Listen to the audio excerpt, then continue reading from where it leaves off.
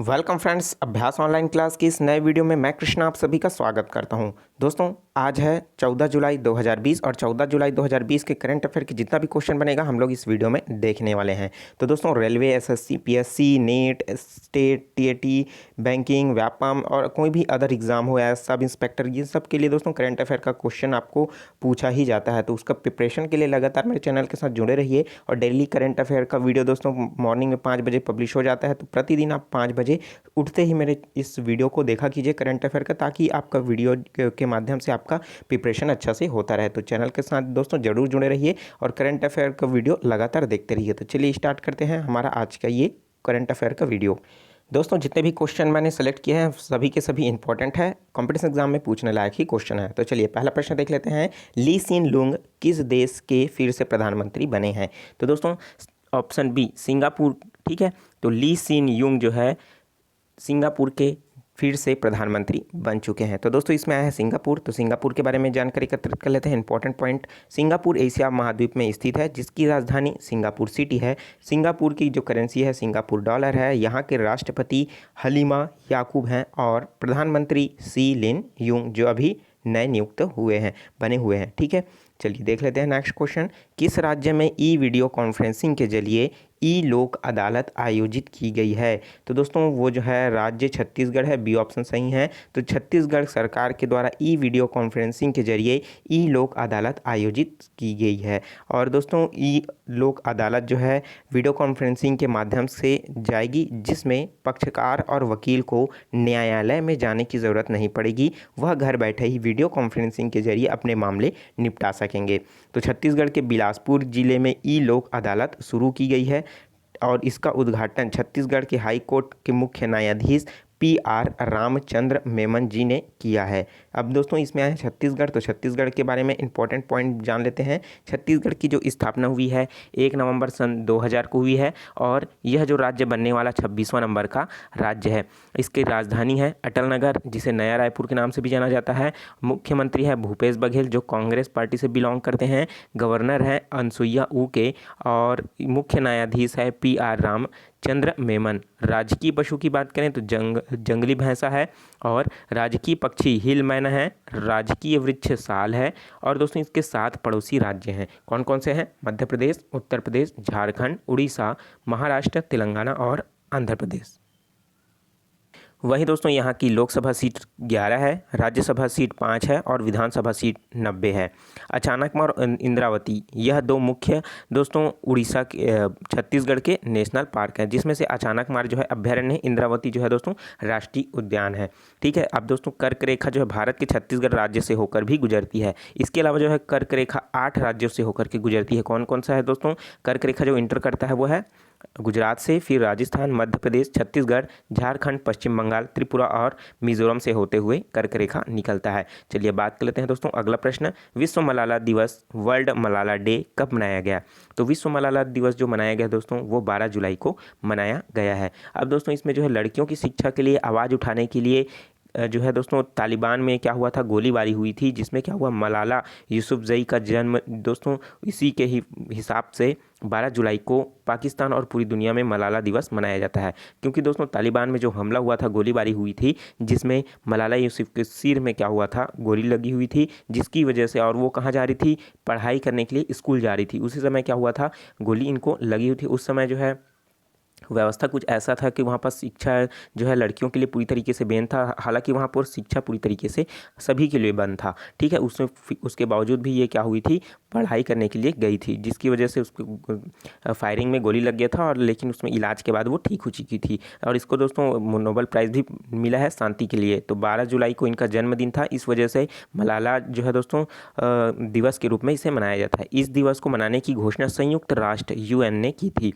अब आया है इसमें UN, तो UN के बारे में जान लेते हैं। यूनाइटेड नेशन, जिसे संयुक्त राष्ट्र के नाम से जाना जाता है, 24 अक्टूबर 1945 को इसकी स्थापना हुई है और मुख्यालय है UN की न्यूयॉर्क में। इसके सदस्य देश जो हैं 193 हैं और अध्यक्ष कौन है? एंटोनियो गुटेरस है। अब दोस्तों जुलाई महीने में और भी बहुत से महत्वपूर्ण दिवस मनाए जाते हैं, तो पूरा जुलाई का एक बार देख लेते हैं। तो 1 जुलाई को दोस्तों 4 दिवस जो है मनाया जाता है, कौन कौन सा है उसको देख लेते हैं। पहला है दोस्तों इसमें डाक कर्मचारी दिवस भी मनाया जाता है, चिकित्सा दिवस भी मनाया जाता है, doctors day, national charter accountant day भी मनाया जाता है, वस्तु और सेवा कर दिवस GST के नाम से भी जाना जाता है, ये दिवस भी मनाया जाता है। Good and service tax important है। और दोस्तों विश्व खेल पत्रकार दिवस 2 जुलाई को मनाया जाता है। 4 जुलाई को अंतर्राष्ट्रीय सहकारिता दिवस मनाया जाता है। 4 जुलाई को वर्ल्ड चक्र दिवस धर्म चक्र दिवस मनाया जाता है। 6 जुलाई को विश्व पशुजन्य रोग दिवस मनाया जाता है। 7 जुलाई को विश्व चॉकलेट दिवस मनाया जाता है। 11 जुलाई को विश्व जनसंख्या दिवस मनाया जाता है, वेरी इंपॉर्टेंट है। 12 जुलाई को विश्व मलाला दिवस मनाया गया, ठीक है। 15 जुलाई को विश्व युवा कौशल दिवस मनाया जाएगा। 18 जुलाई को नेल्सन मंडेला अंतर्राष्ट्रीय दिवस मनाया जाता है, इंपॉर्टेंट है ये भी।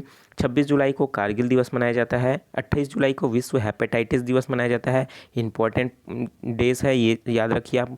और 29 जुलाई को अंतर्राष्ट्रीय बाघ दिवस के रूप में मनाया जाता है। चलिए देख लेते हैं, अब नेक्स्ट क्वेश्चन नहीं हो जाएगा। चलिए देख लेते हैं नेक्स्ट क्वेश्चन। किस राज्य सरकार ने निजी क्षेत्र में 75% नौकरी स्थानीय लोगों को देने की बात अध्यादेश को मंजूरी दी है? तो हरियाणा है दोस्तों, हरियाणा की सरकार के विधानसभा में पारित हुआ है, 75% नौकरी स्थानीय लोगों को देने की मंजूरी की है। तो इसमें आए हैं हरियाणा, तो हरियाणा के बारे में जान लेते हैं। तो हरियाणा की जो राजधानी है वो क्या है? चंडीगढ़ है, ठीक है। और पंजाब की भी राजधानी क्या है? चंडीगढ़ ही है। और मुख्यमंत्री की बात करें तो मनोहर लाल खट्टर है, गवर्नर है सत्यदेव नारायण आर्य, मुख्य न्यायाधीश है रविशंकर झा। पड़ोसी राज्य हैं उत्तर प्रदेश, राजस्थान, पंजाब और हिमाचल प्रदेश।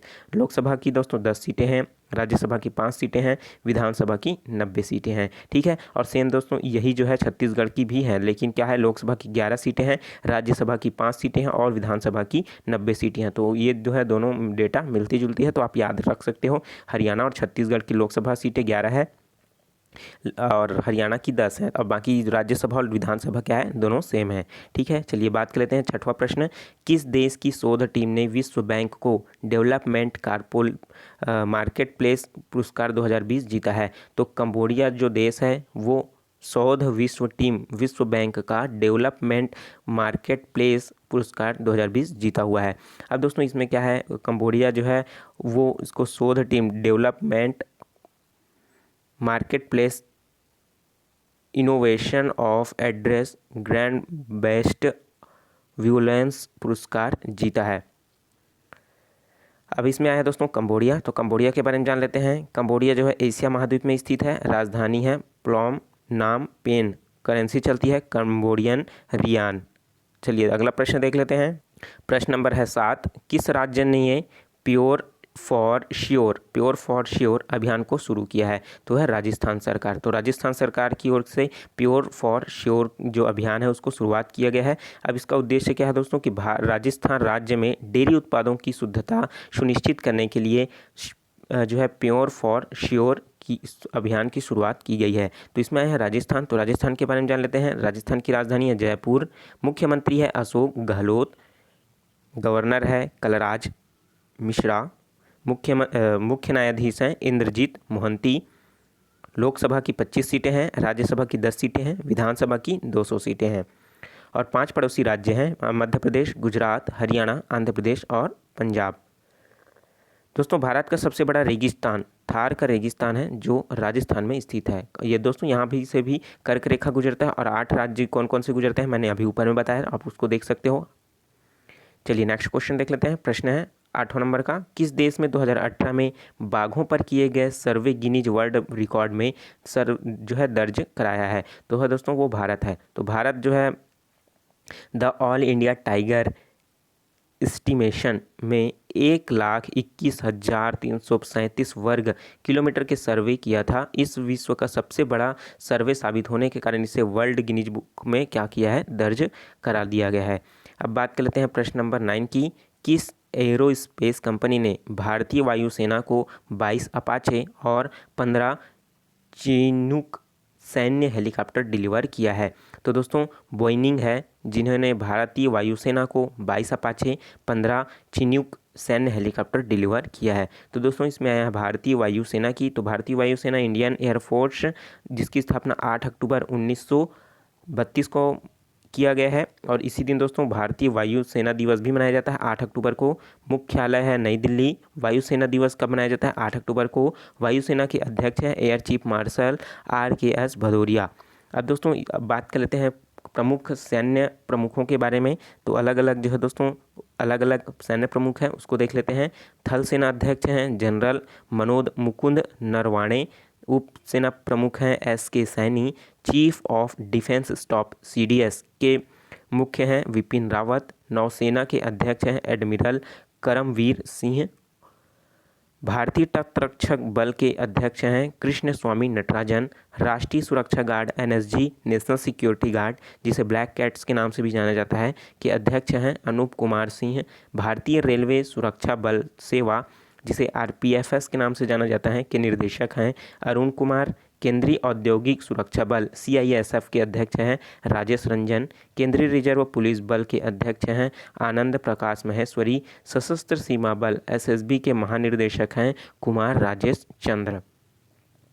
चलिए देख लेते हैं अगला प्रश्न। फ्लिपकार्ट की कला शिल्प और हथकरघा क्षेत्र को बढ़ावा देने के लिए किस राज्य के साथ समझौता किया है? तो वह है कर्नाटक के साथ समझौता किया है। कौन किया है? फ्लिपकार्ट किया है। क्यों किया है? क्योंकि वह कला शिक्षा और हथकरघा क्षेत्र को बढ़ावा देना चाहता है। किसके साथ किया है? कर्नाटक के साथ किया है। तो इसमें आया है फ्लिपकार्ट। तो फ्लिपकार्ट के बारे में जान लेते हैं।